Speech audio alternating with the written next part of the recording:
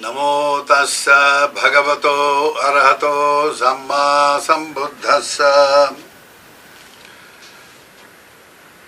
The subject of the discourse today is how to train the mind through contemplation on feelings.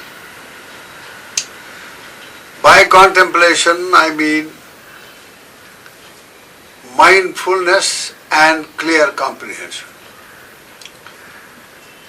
By training the mind in a way that we become constantly aware of the feelings that arise in the various indriyas.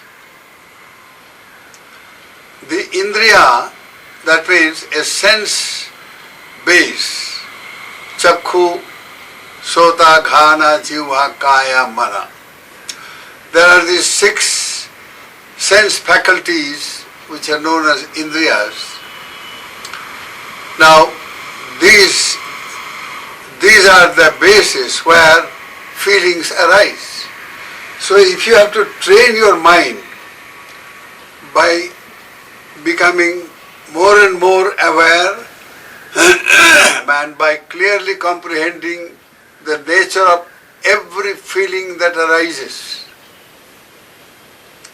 from moment to moment, under all circumstances of life, whether you are eating or moving about or going about, talking, lying down, under all circumstances of life, you apply your mind in such a way that you are in constant awareness, constant mindfulness and clear comprehension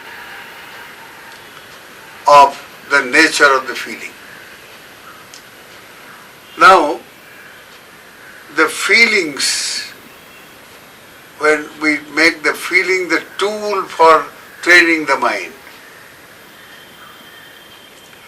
we must know where the feeling arises and how it arises. The feeling arises on the sense basis. There are these 5 physical sense bases: eye, ear, nose, tongue, body, and the mind as the 6th faculty. Faculty is a power base,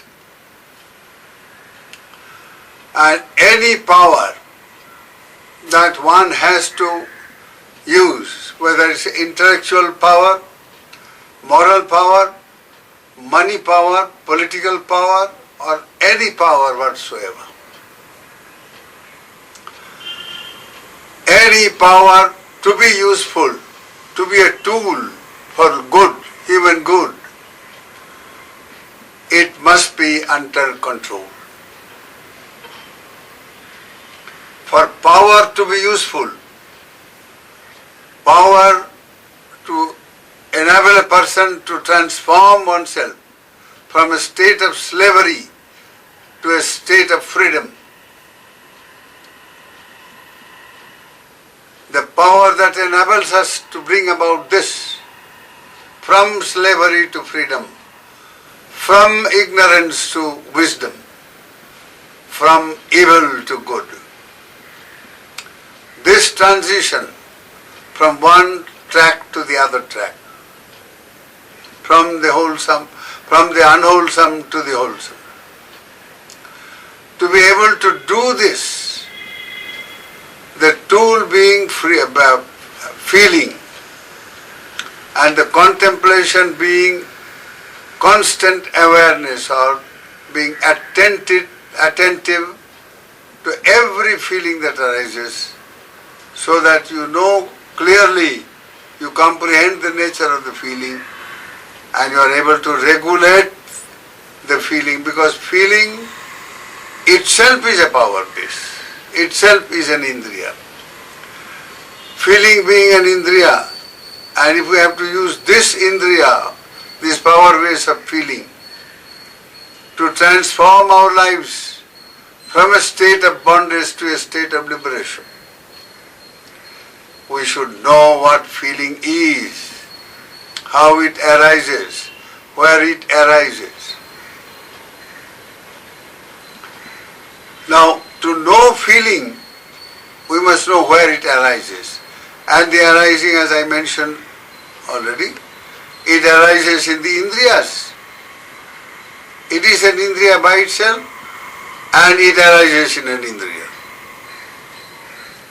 That being the case, in order to turn feeling into a tool, we must turn the indriyas into a tool. The sense faculties and the mind. These must become the tool if we have to have control over the feeling. Now let us see how many different types of feelings there can be that arise in these sense bases or sense faculties. Now first of all, there are these three basic feelings. The feeling which is agreeable, sukha, or disagreeable, dukkha, or neutral, upekha, neither sukha nor dukkha. And this agreeable feeling can grow into pleasant feeling, and the disagreeable into unpleasant or even painful feeling, and the neutral into indifferent feeling. And not only that, they can go further. Feeling can be not only pleasant, but it is so attractive that it indulges, keeps on indulging. One keeps on indulging in that feeling. Keeps on enjoying that feeling as much as possible and every moment of life. And by doing so, the feeling itself leads to, it triggers a whole mental process. It triggers a thinking process leading to desiring, and desiring to craving, and craving to karma, and karma to punarjanma, rebirth. This is how it follows. So if we have to have, control over the feeling through the control, the indriyas, have control over indriyas themselves, then we must also know what this control mechanism called indriya is to begin with. Because now you have these three fundamental feelings. They get more complicated. They get more complex as they grow. So now the pleasant feeling or attractive feeling can be purely a physical attractive feeling, or it can be also a purely mental attractive feeling or pleasant feeling, and the opposite, the unpleasant or the painful, and so on. So both mental and physical, if you put them together, now the three becomes five. Now you have got these five distinct type of feeling, five types now, distinct, and they are all very different. And all of them can give rise to, or they can lead the mind into an involvement in karma. And once you are involved in karma, karma opens up the future. You are reborn in a new state of existence. So this is inevitable, because that is the natural consequence of karma. Rebirth is the natural consequence. It is called the corollary of karma, which means the natural consequences of karma. And this karma comes into being entirely because when we don't know how, to control the feelings. It is the feeling which gives rise to all this. Now involvement, let us say in samsaric existence, you see, people like to eat nice food, good food, all kinds of hotels and restaurants, all sorts of things have sprung up everywhere in the city. Just to tickle the greed of the people, the greed for food, for taste. And taste is the external object of a indriya called tongue. You are the slave of the tongue once the taste takes over your mind. It is as simple as that. You are the slave of your sex drive once the feeling takes over your mind.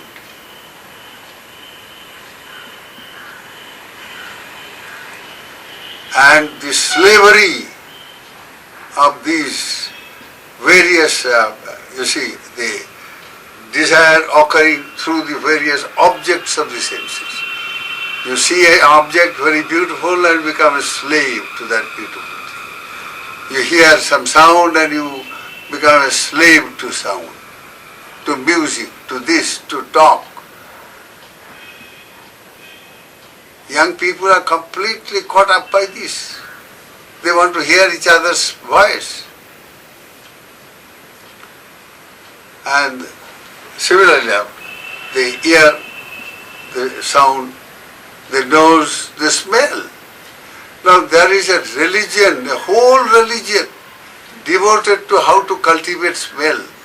And they say in the paradise it is filled with good smell. Aha! Full of fragrance indeed. Wonderful. So you keep on indulging your sense of good smell and fragrance so that you may get catapulted into the paradise after your death. Very easy theory, wonderful theory, and it is this kind of theories that leads to slavery in samsaric existence. So there you are. All the 6 sense organs, they have various functions. Now eye, for instance, eye, ear, nose, tongue, body, you see, and mind. So now all these, they have different functions. The eye functions as a door to the external world. How do we come in contact with the Western world, through the external world? If we did not have a door by which the mind could go and experience the external world. So these indriyas are doors of experiencing the external world, because the mind can only visualize, experience the external world through these doors. They are access points and also exit points. Similarly, they are the very base, foundation for the mind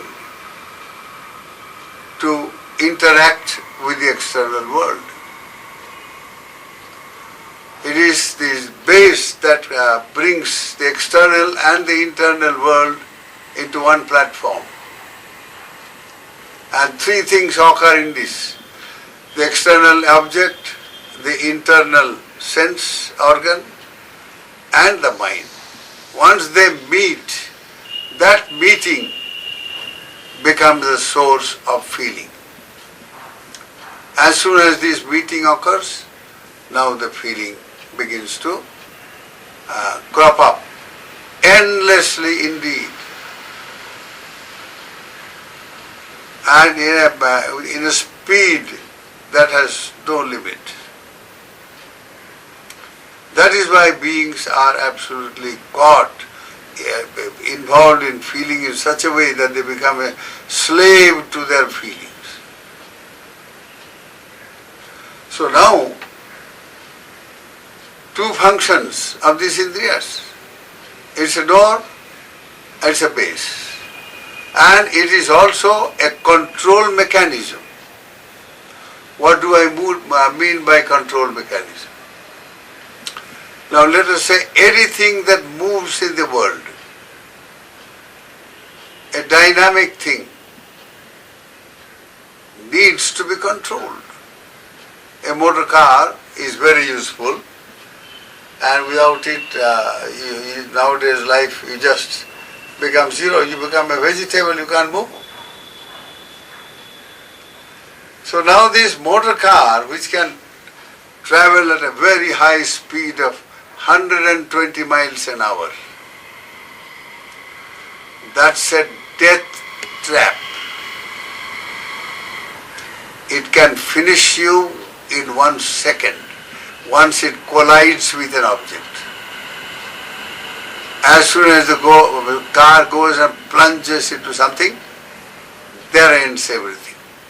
What is it that has caused this destruction of both car and the lives inside the car? Speed, dynamism, motion. So a control mechanism, when installed into the car,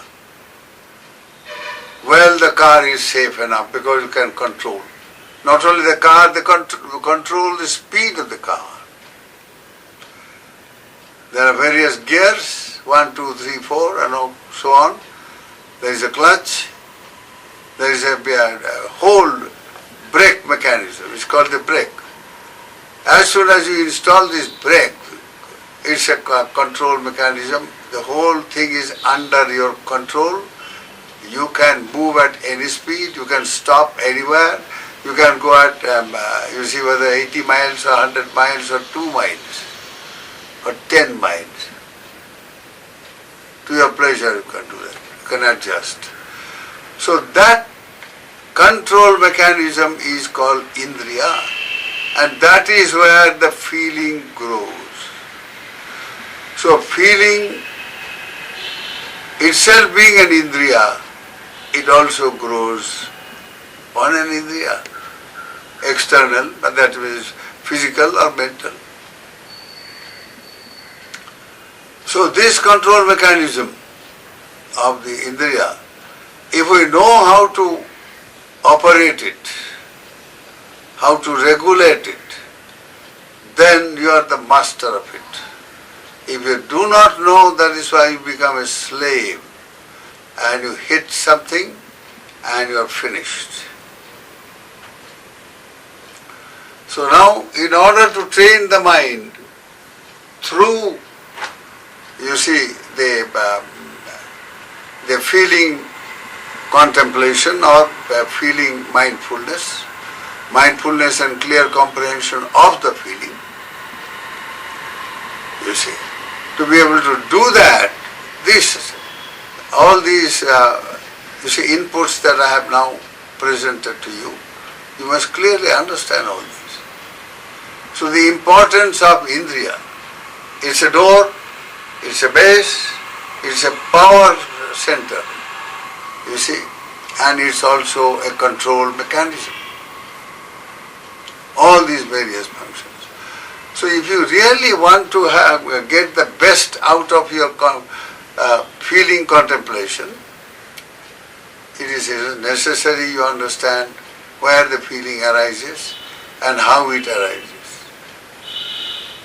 Here is you have got an eye which is perfectly healthy, and the whole world is filled with visible objects. It is a world of visible things, world of sound, world of smell, world of taste, world of touch, world of mental concepts and ideas and mental images. So these 6 worlds are all put together into one. And we experience them constantly, one after the other, or you see, at random. So this interaction between the external and the internal, brought about by the mind, although when the 3 meet, that's a triple junction. And that is where the feeling arises. So once we know this, and we cultivate this mindfulness, that's why in Dhammapada it is said, Chakkhuna sangvaro sadhu sadhu sotena sangvaro ghanena sangvaro sadhu jivhaya sangvaro kayena sangvaro sadhu vachaya sangvaro manasa sangvaro sadhu sabbata sangvaro Sabbata sangvatvo bhikkhu sabba dukkha pamucchati. Now, it is good, sadhu, it is excellent indeed to have control, to have mindfulness on the eye and exert control on everything that is coming through the mind, through the door of the mind. Nice objects, beautiful things, and you get mohita, infatuated by beautiful things, and there ends the matter. And whole series goes into craving and attachment and into karma and into rebirth. So this is how. So if we train ourselves in kayena chakkhuna sangvaro sadhu, you see, exert control over the eye, he says. The Buddha says exert control over the eye. How can you exert control over the eye? You can't simply close the eye and put something, you see, on the eye and then say it's controlled. No. You can exert control over the eye faculty only through mindfulness. Put your mindfulness in place on the eye door. Put a sentry, a security man, in the form of mindfulness and clear comprehension on the eye door, and you are in control of the whole thing. You have the first-rate brake mechanism over there, and your car can, sweep through 120 miles and nothing will happen. You have complete control over the mind. And you train the mind that way. So, have this control mechanism fixed by way of cultivating mindfulness. The more you become mindful, let us say, of an incoming object, visible object, that's coming into your mind. Either you like it or dislike it. If it is pleasant, you say, oh fine, come and let me enjoy it. And if you dislike it, you repel, and you dislike it, you have create prejudice, all kinds of things will follow. So instead of doing all that, you just become aware and say, well, this is a visible object. Very good. And the feeling has a reason. This is a pleasant feeling. Now what is the consequence of this pleasant feeling? If I enjoy this pleasant feeling or want to enjoy more and more of this pleasant feeling, I will get completely attracted to this pleasant feeling. And that attraction grows into strong desire, and the desire into craving into attachment, and attachment into the future. You are dumped into the future helplessly at the moment of your death, which you have to face, everybody, all of us have to face. So, there you are. So, if we have mindfulness, that is the way to have control over all our indriyas, and that also over all our feelings. I have mentioned that there are 5 feelings. Not so simple. These 5 feelings refer only to one indriya, let us say, the eye or the ear or so. You multiply them with 6 indriyas, chakhu, sota, ghana, jiva, kaya, mana. You see, all the 6 in faculty, sense faculty and mind faculty. Now once you multiply, you see, this 5 into 6, it becomes 30 feelings. And they are alternating all the time from morning till night. And how many people are aware of what feeling it is, from where it has grown, from where it has arisen, and how it has become complex, from a mere agreeable to an attractive feeling and so on.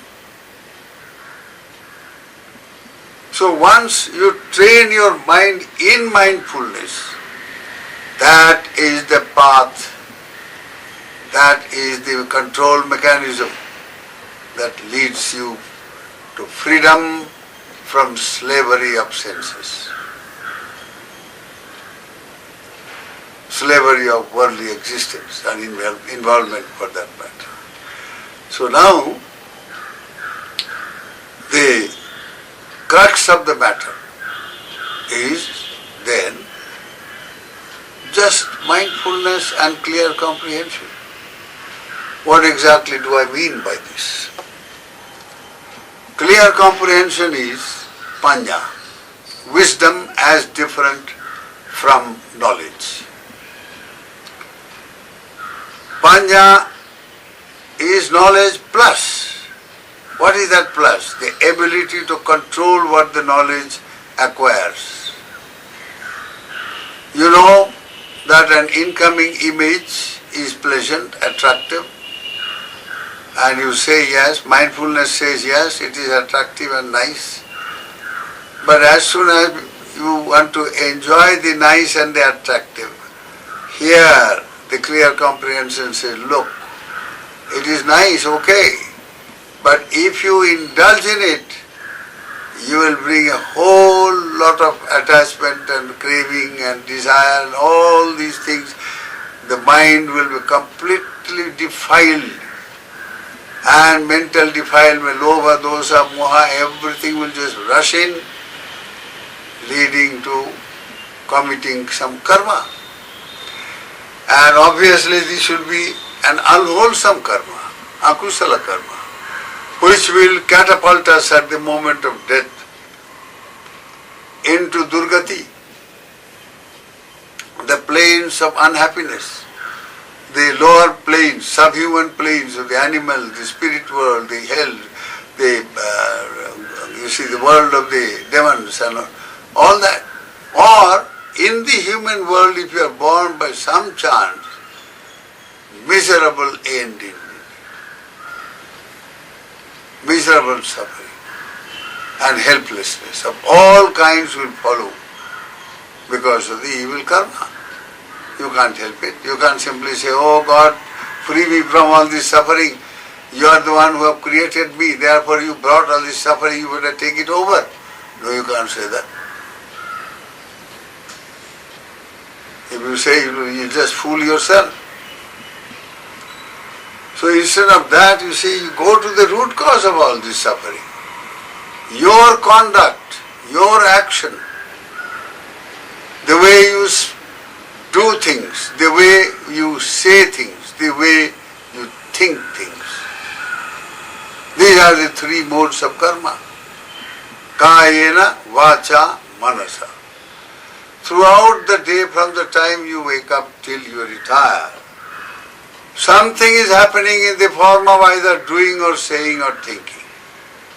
Some mental involvement in karma, imagination, contemplation, or planning, doing this, doing that, thinking. All these processes involve karma. Once a very famous person went to Buddha.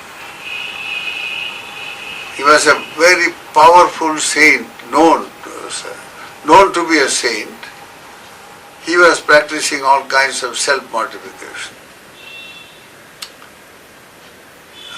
So his name was Dirgha Tapasvi.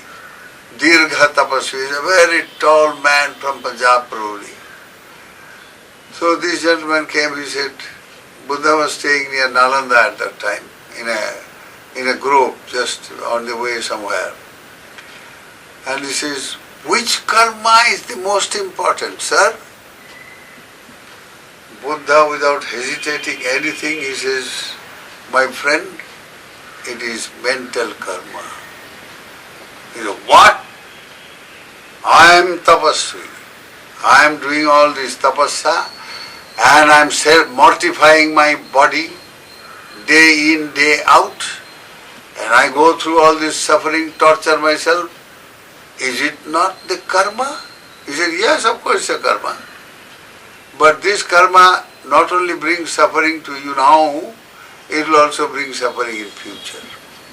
Because with your such a big idea of being a tapasvi and all the arrogance and egotism that you carry with yourself, itself is another karma. So he says, no, kaya karma must be the most difficult thing. And then comes the vachi karma, then comes the mano. He said, no, the other way. Mano karma is primal, it is occurring all the time.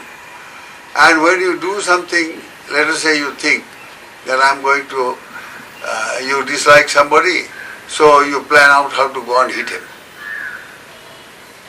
You like somebody, so you plan out how to praise him and how to show all your love and all that. So you think that, plan it. Then you meet that person, you do all that you have planned. And then after doing, later on, you remember about it.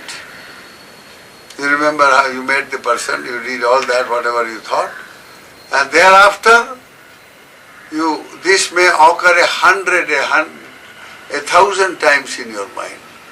And each time that happens, you are acquiring a karma. The same karma repeated again.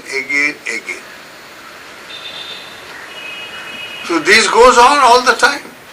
And who is aware of all this? Unless the person is mindful. It's only a mindful person can really he or she can remain completely alert and not only be mindful and aware of what is occurring, what is the incoming, the input through the senses, through the doors of the senses, but where they lead to. If you now, you get attracted, you like something, and if you immediately say, look here, this liking would mean I will enjoy. And I will enjoy means I will indulge. I will indulge means I will desire. I will desire means I will crave and defile the mind. And I will get more attached. And that leads to karma and so on. So this dependent origination, paticca samuppada, the knowledge of how things dependent on various conditions and causes, how things arise, continue and pass away, and one after the other it goes on and on and on throughout life. Everything based upon the law of dependent origination. Everything occurs, happens, depending on some cause, some condition. There is nothing that happens without a cause or without a condition. So no use blaming anybody or even oneself. Go into the cause. Find out what has caused this. And remove the cause and your problem is over. So this is how you train the mind by, cultivating clear comprehension which goes together with mindfulness. And this clear comprehension is wisdom, not mere knowledge. It has the content of knowledge, there is no question about that. But now it is knowledge plus. Knowledge and it has the power. It has created a tool. A power that can have control over the mind completely. So if you clearly comprehend the consequence of the action that you are going to do, before you do the action, you are the master. If you know the consequence is bad, you will not do it. And if you know the consequences are good, you will do. So there are these two tracks, kusala, akusala. You put your rail either on the akusala track or on the kusala track, depending upon your wisdom, not knowledge. Knowledge is everywhere. This world is filled with knowledge. There is knowledge explosion. But people know but don't have any control over what they know. So their knowledge is useless. Who does not know that to be angry is bad? Who does not know that to make the mind dirty is to bring suffering on oneself? And yet, no, they will do all that. So here, training the mind through the awareness, mindfulness of feelings and clear comprehension, sati sampajanya, training the mind with sati sampajanya, placed on the 6 doors, 5 physical and 1 mental, training them on that and creating a kind of control mechanism through the help of the wisdom that we are now developing. Mindfulness and wisdom working together develops everything into a control mechanism. That is the brake mechanism. And that enables you to have control and mastery over everything. With this, I conclude. May the blessings of Bhagavan Buddha, his teachings and his Sangha surround your lives with wisdom and well-being. May you all be happy. Sukhino bhavantu.